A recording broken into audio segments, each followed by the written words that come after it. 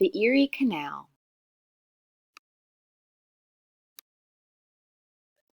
The Erie Canal was one of the most important transportation routes in the early history of the United States.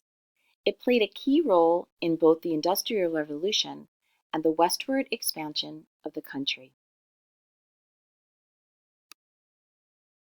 How long was it? The original Erie Canal ran about 363 miles from the city of Albany on the Hudson River to the city of Buffalo, New York, on Lake Erie. In 1918, it was expanded and became part of the 525-mile-long New York State Barge Canal. Building the canal. Building such a long canal was a huge undertaking in the early 1800s.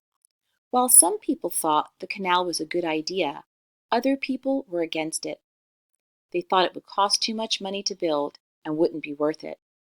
For many years, DeWitt Clinton, the mayor of New York, fought to get the canal built. When the canal was finally approved, many people nicknamed it Clinton's Ditch. At first, building the canal was slow. It took a long time to clear a path through the forests of New York, and there weren't enough workers available. However, as new immigrants arrived from Ireland to work on the canal and workers learned how to clear a path more quickly, the construction sped up. When the canal was completed in 1825, it was one of the great engineering feats of the time. Why was it important? The canal formed an inexpensive way to transport goods and people between the Midwest of the United States and East Coast. It shortened the travel time for immigrants moving to the West. It also increased commerce in New York and helped to make New York City the center of commerce in the United States.